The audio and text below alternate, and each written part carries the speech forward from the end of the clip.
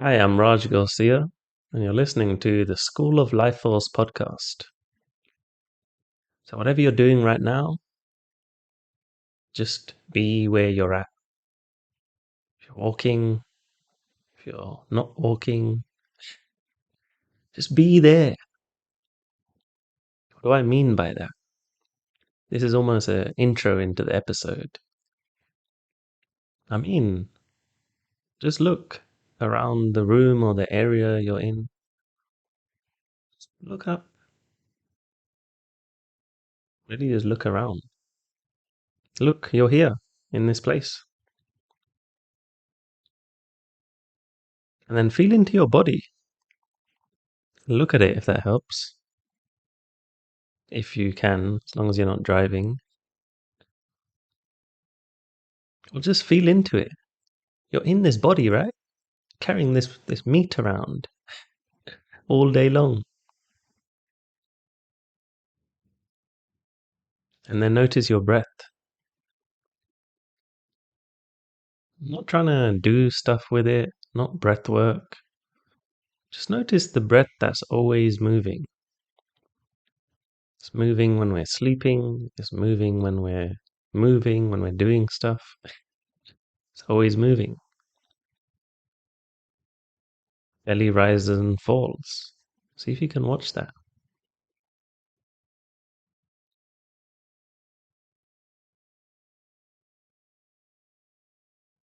And now we'll start. So, see, did that little short exercise help at all? Or didn't it? And this episode is actually about overwhelm. And people will hire me and they will pay me good money to help them to actually slow down. And it's not to slow down to lie around and laze around and waste our lives away. And by the way, nothing wrong with lying around. But I mean slowing down to actually enter into a state of peacefulness, resourcefulness, focus, smarter decisions, moving sharper. Even basketball players, they know this as well. This is very important to them.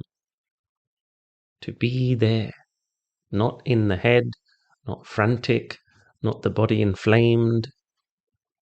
That's, I think, what overwhelm is. That's how I've experienced it. That's how people that I've coached experienced it. It's just franticness. There's people that I've met that say to me, I don't remember the last time that I laughed. Or I don't remember the last time I felt relaxed. I don't remember the last time where I was just really here. I don't remember the last time I felt really alive. And that's what overwhelm can do. It can send us into this chase, chase, chase, into like, I gotta do this, I gotta do that, I gotta do this, I gotta do that. And I get it, by the way. This is exactly how I used to feel. It still comes up sometimes. I'm just very good at, at watching it and then not letting it happen.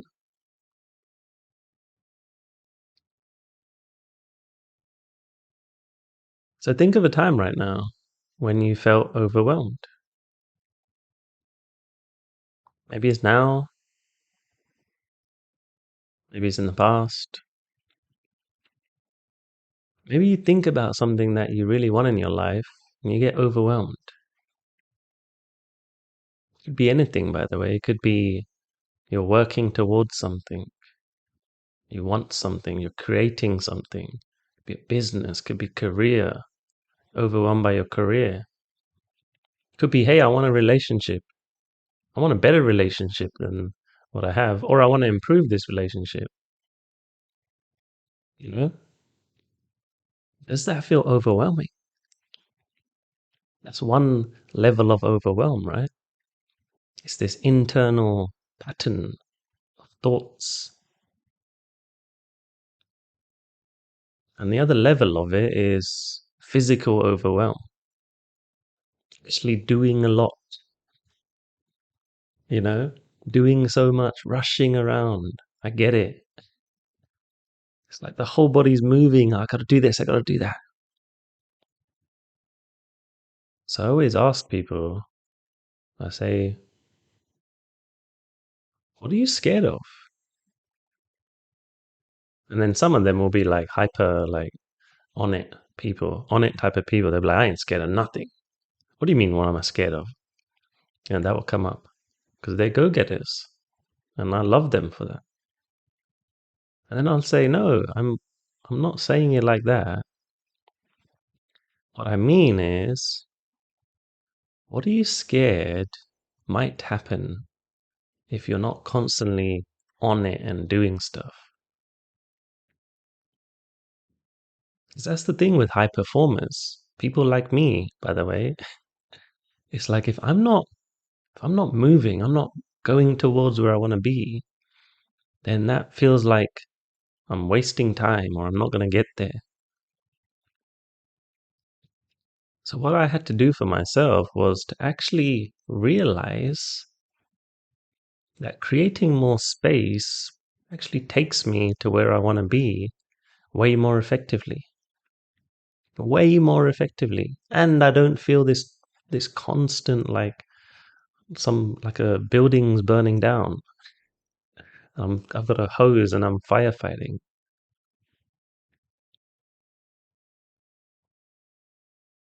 And then some people might say, no, it's not like that. I'm just doing a lot of stuff because I'm on it. I want to take action. So I'll say to them, great, I'm really happy. I love to see this. And look at all of these cool things you've done so far. You are awesome. And but an and I say, what if you could do all of that? You can have all of that stuff, do it from a bit more of a calmer place, less tense. And they're like, wow, that'd be so cool. But I don't think it's possible. Or they might be like, yeah, I know, I get it. So I invite them into, okay, let's look at what you're doing. What's overwhelming you? You know, if it's the thoughts, the mental part, inner part, then let's look at that. Let's see if we can simplify this and create these pathways where there's this clarity inside. If it's like I'm overwhelmed by thinking of all these things I want to do, that's an example. I've had a client once who's like, got so many ideas, so many things I want to do, and I'm overwhelmed by it. I don't know where to start. And I say, okay, good. There's a lot of good intention here, right? So let's keep that. Let's not go into judgment because judgment doesn't really help. That's what I've found. Don't want to judge myself. Don't want to be against myself. Let's pull out the gold and say, look, awesome.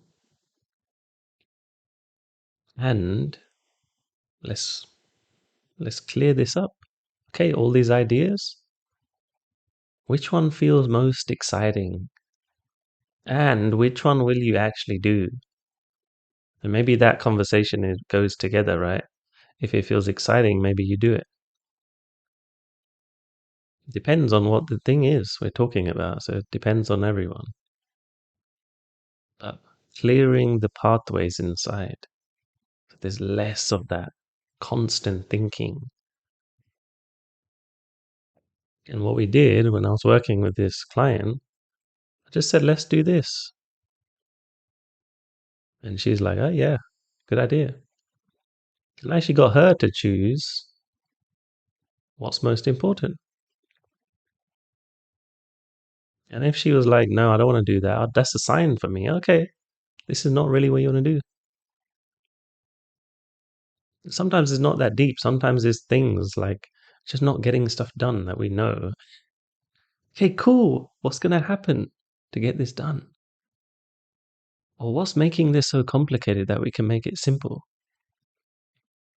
Less overwhelm when there's less of this like thinking everywhere. That's what I used to do a lot of. Thinking, I can do this, I can do that. but then not actually committing to any of it, overwhelmed by all the choices. That's one way of overwhelm that showed up for me. Another way of overwhelm is kind of like I mentioned earlier, physical overwhelm, doing so much. And these are the type of people that love me because it's like I'm the antidote to that. I'm like, yeah, let's keep doing this stuff you're doing. I'm not trying to take people's lives away and send them into, hey, let's forget about the world. Let's what's the word for it? Renounce worldly success. Let's renounce life. No, I think that's all good. It's fine as long as you're not like chasing that because we think it's going to give us some kind of inner feeling. If it's like I'm chasing money, I'm chasing a better career, because somewhere in the subconscious, sometimes, by the way, people don't even look at it like this. I have to help them see that. That sometimes this chase is this subconscious feeling of, oh, I'm not, there's something that is not enough. I got to prove something. I got to prove something. If I do this, then yeah, then I'll be there. I've made it. And again, I don't want to take people's goals away, but I want you to look at that and say, if this is how you show up to that goal, that is this chase, this, this proving, because there's some kind of thing inside that doesn't feel good. I've been there. I've done that with with some stuff like bodybuilding. Like, okay, let's keep doing it. It's never enough. It's never enough. It's never enough. I looked in the mirror one day and I was like, when does this end? And I guess like there is no ending to certain things, right? It's, yeah, we keep playing, we keep growing.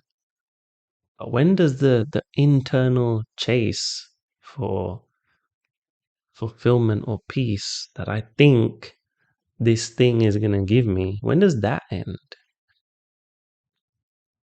When can I actually just let that whole idea go? So that's sometimes when the physical overwhelm comes in because there's so much emotional connection to stuff.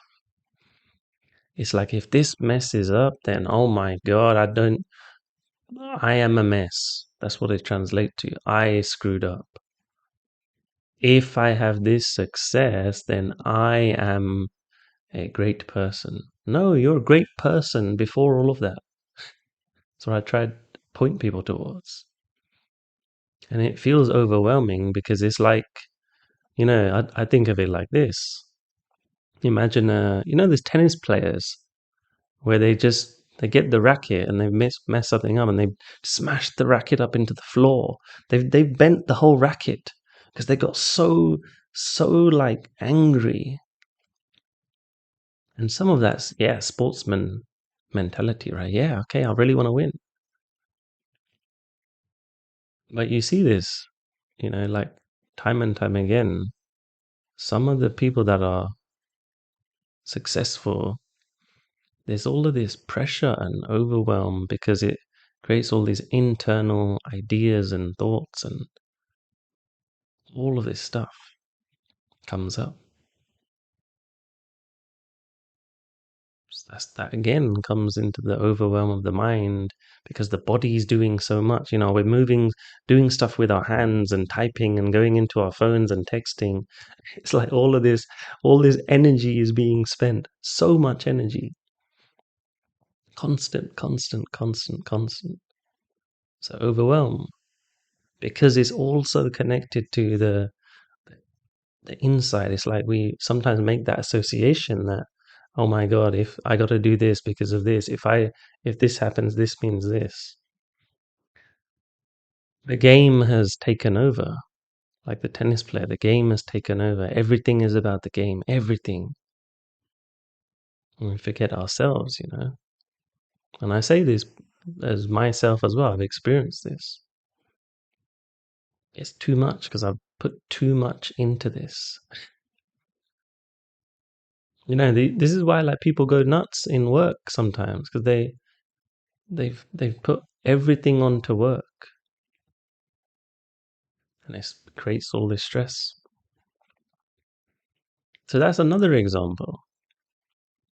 Another example is if you're not really connecting to that mental side of it, if you're not, you're just playing the game, you're the tennis player, you're just going in, but you're the tennis player that's over exerting the physical body by doing too much. This could be a classic example. You're just doing too much simply. The body can handle a lot, right? I've put my body through a lot of things. So I realize it can handle a lot more than we might think. But there is a physical level of tiredness that can occur, and the mind can keep pushing it. It's like, come on, more, more, more, more, more. Like pressing a machine saying, more, more, more. The machine is controlling the body and it's saying, come on, we need more, we need more. And I get that as well. I've had that a lot. Do more stuff because it might be useful. But the body will get tired at some point. Rest is required. It's like with everything. You go and work out, you lift weights. Rest is required. That's when it grows. It's when it grows. I'm not telling anyone to stop doing these things, but create rest. I've found it so useful to create more rest. I've had to force myself sometimes. Like I used this app once. What's it called? Stay Away, I think it's called, where I couldn't use my phone, and I just gave myself a rest. I think it's the Sundays. Um, just block out the day or half a day, I think it was, where I just didn't talk to anyone. Didn't actually wake up too early. I just rested to reset the body. Body needs it. And if the body is not being looked after as well, if there's not health practices, if there's not fitness, if there's not good food, the machine that we're using to drive life is like having a rusty old car. And the car, imagine those cars where there's the smoke coming out the front. It's a banger. I think that's what we call it in the UK. It's a banger. It's just all this smoke's coming out. It's the wheels are bent. It's not even being given attention. That's the body. We have a vehicle. The vehicle can take us places, but the vehicle has to be treated well. And I've got a lot of experience in this. I love this topic. So there's a lot I can say about it, but I'm going to keep it really simple. Is to bring you back to the basics. Moving the body. Moving it, doing something that's moving. I'm not going to tell people to go crazy and sign up to marathons. I see that a lot. Hey, let me get into the health stuff. So I'll do a marathon. And then the marathon's over and then, okay, now what? I'd rather guide someone towards a disciplined um, way of being a healthy person, a person that moves. It's a lifestyle, not a thing they just do once. It's a real lifestyle. Like for me, certain foods I just don't want. It doesn't appeal to me. Things like cakes, genuinely, it's not like I'm trying to make myself look good. Genuinely, I just don't want it. It's not useful because this is my lifestyle and I love it. I love things that energize me. And it's like overwhelm can occur when there's not good fuel in the body. If you're pouring like um, juice, like orange juice into your fuel tank, okay, maybe that's not a good example. If you're putting Coca-Cola into your fuel tank, the car needs actually fuel. It needs petrol. It doesn't take Coca-Cola. It doesn't actually take orange juice. That's why I use that example. You have to give it what it's built to use. Car uses gasoline. Let's get some good gasoline. And that's the thing I found. When someone's overwhelmed, or when I've been overwhelmed, The body's just not being treated well, It's being abused. So let me just use you and abuse you and then throw you into the bed like a piece of meat. I'm going to throw you into the bed at the end of the day. I'm not even going to give you 5 minutes to relax. I'm even going to use my phone and get even more overwhelmed by using my phone while I'm lying down in bed. I'm going to abuse the hell out of your eyes. So your eyes are hurting so much. These are the little things that create overwhelm when there's a lot of energy expenditure, but the recharge isn't sufficient enough. And you see it all the time, like all these health conditions come up. I'm not trying to be doom and gloom, by the way. I'm just giving you the truth. This is why it happens, because there's not mastery over the vehicle. So there's a few things I've shared there, and I know what would help. Like simple stuff with the physical is good sleep, and I don't even count number of hours of sleep. That might hit you. You'd be like, wait, what? No, I'm talking about quality of sleep. And I'm not saying you have to go get one of those trackers that tells you, oh, look, you had a good, like Fitbits. Oh, look, let me read the app. It will tell me that I had a good quality sleep. So I'll feel good about myself. I don't think you need that. It could be helpful, yeah, if you want. But it's like really getting to know what is a good quality sleep, firstly, and then creating that as a routine. I don't want to just have a surprise good quality sleep. Oh, look how I slept well this day. No, I want to create that. I want to have a little 5 minute routine. That's what could be useful. 5 minute routine before bed. Even if you're like, oh, I'm so tired, I've been doing stuff all day. I've found if I've had a routine before bed, for me, sometimes it'll be like take a cold shower, or even a warm shower, whatever. Just cleanse my body with water and then meditate for a bit. I'm not going to say how long because I don't want to give you too many formulas. Let's just say I will meditate maybe 5-10 minutes, maybe longer. And I said I want to give you formulas because I don't want you to think this is going to be exactly what you have to do. You could try what I said, those minutes, but it's the main thing is you figure this out. Like what's helpful for you. I'll do that. I won't eat too late before bed, and I'll maybe think about what happened in the day or write it down. Maybe I don't know. I don't do too much writing of it down sometimes, but just having a check-in. Oh, what went well today, for example. Whatever, it doesn't have to be set. And then I wake up feeling more fresh. And then in the daytime, how am I serving myself? How am I creating energy? What is creating energy for me rather than I'm just constantly spending it and I'm overdosed on spending? That's overwhelm. And then I think the important part is looking at, when does that mind stuff come in? It's a big one, by the way. You might traditionally be like, it's all physical, the overwhelm stuff. I got to look after my body. I have to have the special diet. And yes, I just said that. I just said that you do have to look after your body, but not just that. It's the mind that creates a lot of challenges. Like I said earlier, the mind creates pressure. I have to do this or else. It's like having a bully. There's the bullies that will say, hey, do this or else you're going to get beaten up or we're going to attack you after school.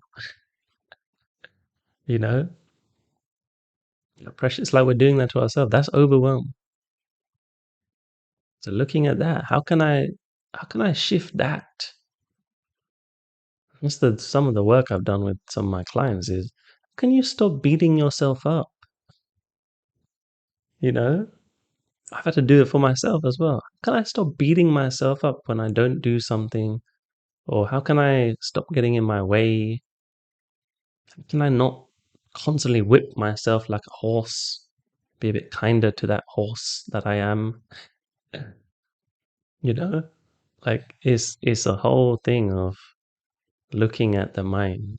I think it's actually even more important, or at least equally as important as the physical part.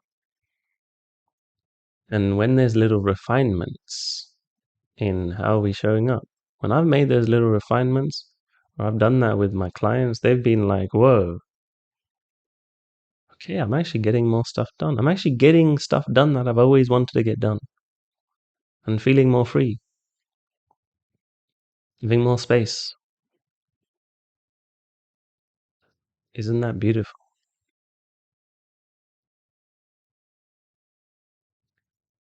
So, I think I'm going to leave the episode there.